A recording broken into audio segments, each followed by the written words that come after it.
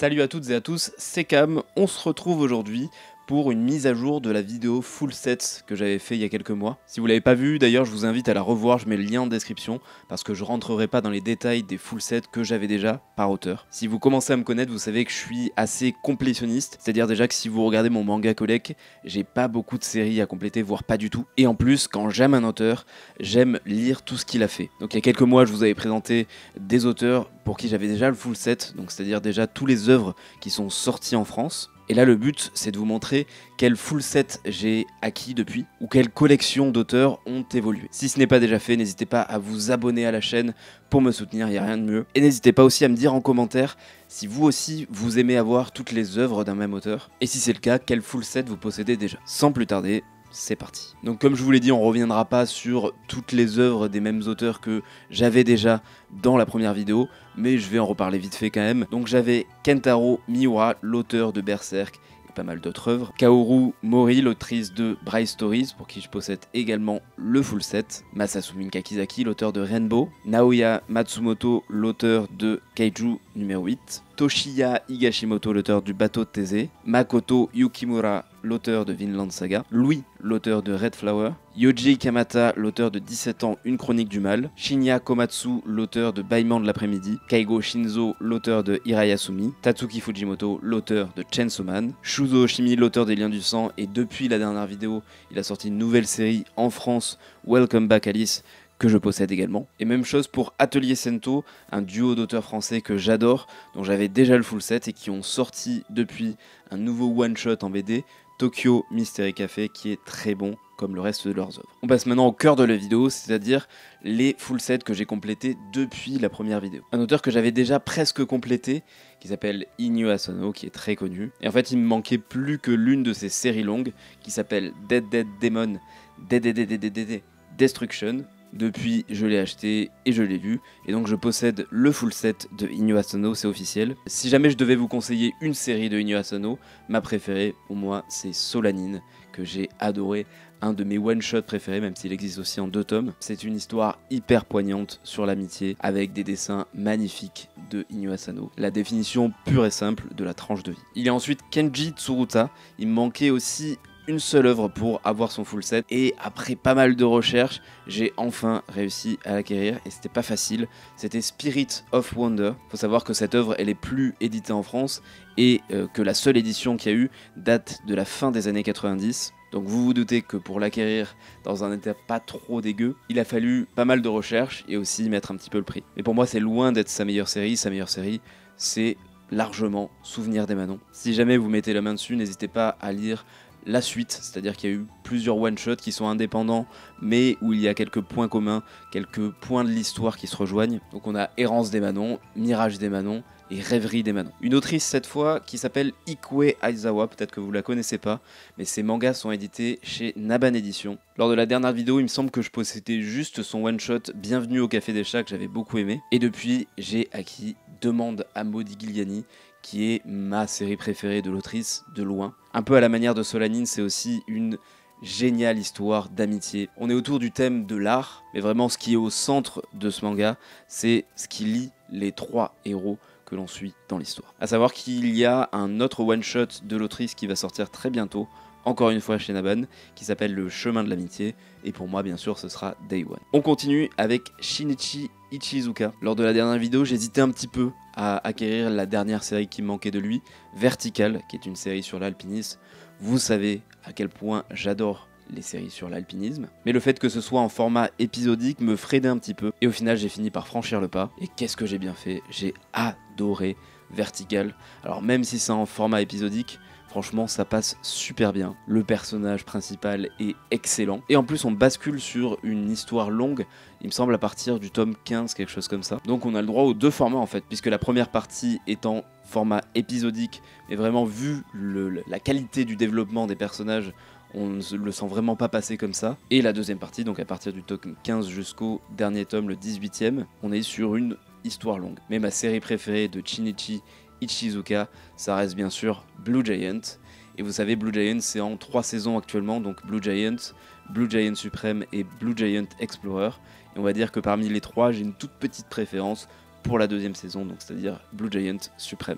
Un auteur qui a été vraiment mon focus depuis le début de l'année avec un autre auteur que vous verrez plus tard, c'est Usamaru Furuya. Vous pouvez voir ce que j'avais avant de lui, donc lors de la dernière vidéo. Et là, vous pouvez voir ce que j'ai maintenant. Donc comme vous le voyez, j'ai le full set. J'ai pas mal complété, il me manquait pas mal d'œuvres, dont certaines pas faciles à obtenir comme Tokyo Magnitude 8 ou comme Genkaku Picasso, qui était la dernière série qui me manquait et que j'ai acquis il y a pas très longtemps. Mais pour moi, si vous deviez lire une œuvre de Usamaru Furuya, c'est La déchéance d'un homme. A noter, comme pour Ikuo Aizawa, le full set d'Usamaru Furuya en France va s'agrémenter d'une nouvelle œuvre cette année avec La croisade des innocents, une série en 3 tomes qui va sortir chez IMHO. Un auteur que j'aime beaucoup, il me semble que j'avais aucune œuvre lors de la vidéo précédente, c'est Naoki Yamamoto.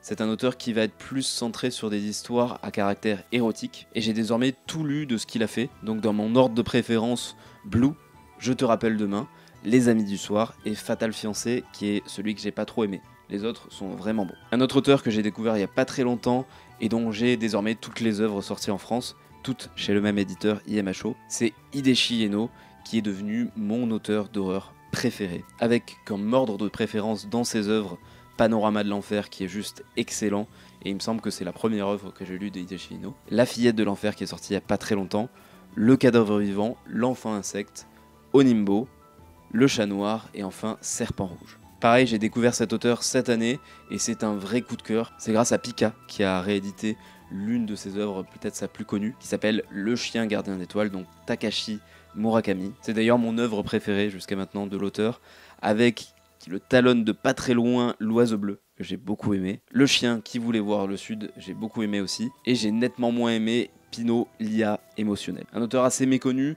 et dont je suis assez mitigé sur la plupart de ses œuvres, c'est Shizuka Nakano. Pareil, l'intégralité de ses œuvres est chez IMHO. J'ai beaucoup aimé Regarde la forêt, que j'ai lu il y a pas très longtemps.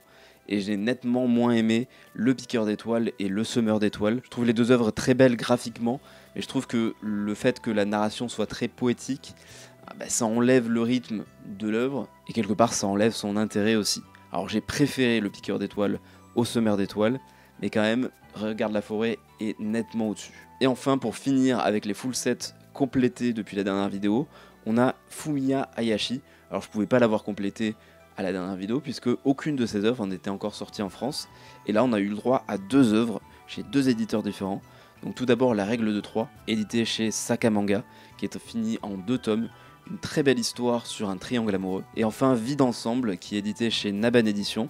Pour l'instant il y a un seul tome de sortie, mais le deuxième sort très bientôt. Pareil, une très belle histoire sur une relation entre 2 hommes qui ne sont ni amis ni amoureux, qui n'arrivent pas vraiment à mettre de mots sur leurs relations, qui sont juste bien tous les deux. Un petit coup de cœur pour cette autrice ou cet auteur, je sais pas si c'est une femme ou un homme. Sa manière de raconter les histoires me plaît vraiment beaucoup, c'est vraiment à chaque fois très profond, donc hâte de découvrir la suite de Vie d'ensemble. Et enfin on passe à la catégorie des full sets que je n'ai pas encore, mais que je veux. La plupart étaient déjà présents dans la précédente vidéo. Je pense qu'il y a un auteur que vous voyez très souvent sur ma chaîne, vous savez très bien que je veux l'intégralité de ses œuvres, mais que c'est pas facile parce qu'il en a fait beaucoup, et c'est le grand Jiro Taniguchi.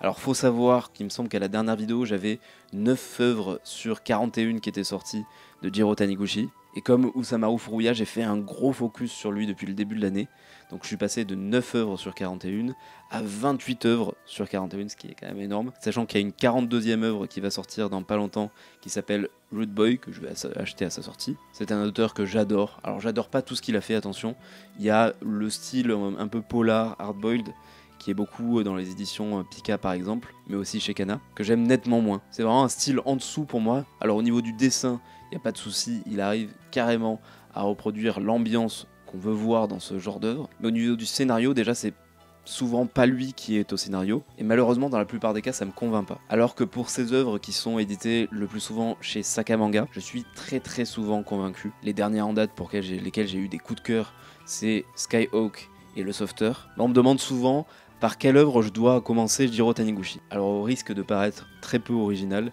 moi je vous conseille Le Quartier lointain tout simplement. Je trouve que c'est son œuvre où il exprime le plus son talent pour la tranche de vie, pour raconter une histoire à la perfection tout en nous procurant tout type d'émotions. Et si vous voulez le découvrir avec une série un peu plus longue, il y a Le Sommet des Dieux, édité chez Kana. Ce sont mes deux séries préférées de l'auteur. On a aussi Junji Ito. Alors je suis pas spécialement pressé d'avoir les œuvres qui me manquent, puisque j'ai déjà tout ce qui a été réédité récemment chez Mangetsu et chez Delcourt Tonkam. Il manque juste sa version de La déchéance d'un homme. Alors d'une part, je suis très curieux de découvrir ce qu'il a fait par rapport à Osamu Furuya, mais d'autre part, j'ai peur d'être déçu en fait, parce que j'entends beaucoup d'avis qui disent que la version de Furuya est bien au-dessus. Donc pour l'instant je suis pas pressé, et bien sûr dans le full set de Junji Ito, je compte pas toutes les œuvres qui n'ont pas encore été rééditées, puisque pour moi je pense que ce soit Delcourt Tonkam ou Mangetsu vont finir par tout rééditer, et à un moment je pense qu'on va arriver à la fin, parce qu'il y a déjà quand même pas mal d'œuvres de Junji Ito qui ont été rééditées en France. Un auteur qui était déjà présent dans la précédente vidéo,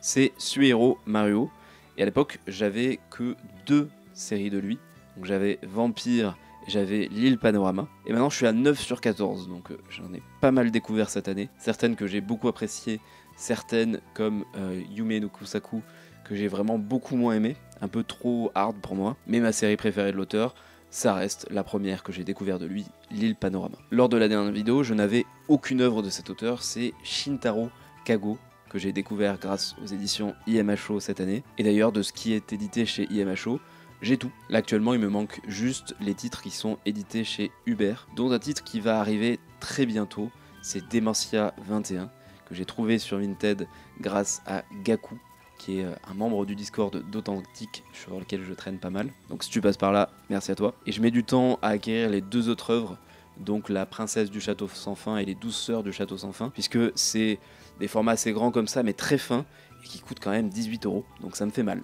Donc j'ai envie de les trouver d'occasion, et pour l'instant j'ai pas trouvé de bonne occasion pour les acheter. Donc si jamais vous regardez les vidéos et que vous les avez, que vous voulez les revendre, que vous avez un bon plan, n'hésitez pas à m'en faire part. Et concernant mon œuvre préférée de l'auteur pour l'instant, ça reste Fraction, édité chez IMHO. Concernant Atsushi Kaneko, j'avais une seule œuvre lors de la précédente vidéo, et c'était Search and Destroy, donc qui est une réinterprétation de Dororo Tusamu Tezuka. Et depuis, j'ai pu acheter et lire pas mal d'œuvres de l'auteur, et je peux vous dire que j'adore ce que je lis à chaque fois.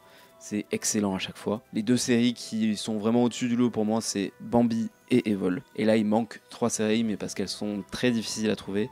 C'est Wet Moon en 3 tomes, Atomic Strip qui est un one-shot, et Soil en 11 tomes me semble-t-il. Une autrice que j'ai découvert grâce à Omakalu, je te fais un coucou si tu passes par ici, c'est Kumsuk Gendry Kim, dont la réédition de Mauvaises Herbes est sortie en France il n'y a pas très longtemps. C'était un véritable coup de cœur, vraiment une grosse claque dans la gueule. Et donc j'ai commencé petit à petit à acheter certaines de ses autres œuvres, dont Demain est un autre jour qui est vraiment un coup de cœur absolu aussi. Donc là actuellement il me manque 4 œuvres.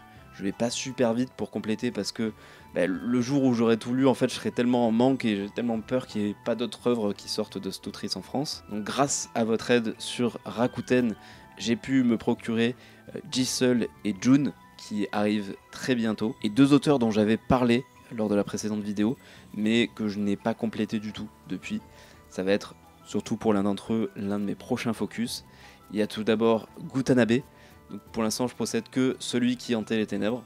Alors j'ai beaucoup aimé, mais je mets un peu entre parenthèses pour l'instant, c'est pas ma priorité. Et il y a aussi Taiyo Matsumoto, donc vous l'aurez compris, Taiyo Matsumoto ça va être l'un de mes gros focus, je pense, pour le semestre à venir. Pour l'instant je n'ai que Ping Pong que j'ai complètement adoré, et je pense que l'une de mes prochaines séries de l'auteur, ce sera Amer Béton qui me fait de l'œil depuis très longtemps. N'hésitez pas à me dire en commentaire quelle série vous me conseillez ensuite à compléter pour Taiyo Matsumoto ou pour aussi Gutanabe. Et la dernière fois je vous avais parlé d'un autre auteur dont je voulais faire le full set, mais depuis j'ai pris la décision d'arrêter ce full set, c'est Minetaro Mochizuki. Donc actuellement je possède Tokyo Kaido que j'ai beaucoup aimé, et j'avais acheté son one shot La Dame de la Chambre Close que j'avais pas du tout aimé. Donc j'ai décidé de le revendre et j'ai décidé d'arrêter le full set de cet auteur parce que je sais qu'il y a d'autres de ses œuvres qui sont pas au niveau d'un Tokyo Kaido ou de Shisakobe qui me fait beaucoup de l'œil et que je vais acquérir cette année grâce à la réédition du Lézard Noir. Donc par exemple L'île aux chiens, j'ai entendu que c'était vraiment pas bon. Donc je me suis dit plutôt que d'acheter des œuvres que j'aime pas, autant arrêter là le full set de cet auteur. Autant je vous parlais de Jiro Taniguchi tout à l'heure où j'allais acheter toutes les œuvres, même celles qui me plaisent un peu moins. Mais je trouve que le ratio est quand même très bon chez Jiro Taniguchi. On va dire que sur les 28 œuvres que j'ai, il doit y en avoir 4, 5 qui sont vraiment en dessous. Alors que pour la bibliographie en fait de Mochizuki, il n'y a déjà pas énormément d'œuvres. S'il y en a déjà 2 qui me plaisent pas, c'est moyen. Et j'en avais pas parlé, mais j'avais dans l'idée aussi de faire le full set de Daisuke Igarashi, donc c'est l'auteur des Enfants de la Mer que j'ai adoré. J'avais aussi Designs, qui est une série en 5 tomes, donc édité chez Nueve Graphics, et vous le savez, en ce moment, Nueve Graphics, on a un petit peu des doutes, et surtout le rythme de parution est catastrophique, ce qui fait que seulement 3 tomes étaient sortis, et que les 2 autres tomes, à chaque fois ils étaient repoussés, ou ils avaient plus de date de sortie sur Manga Collect, ce qui fait que j'ai pris la décision de les revendre. Donc là, à l'heure où je tourne la vidéo, je les ai revendus hier. Par contre, j'ai acheté la réédition de Petite Forêt que j'avais pas encore lue. Mais je pense que ces 2 œuvres, Les Enfants de la Mer et La Petite Forêt, ça me suffira peut-être dans la découverte de Daisuke Igarashi.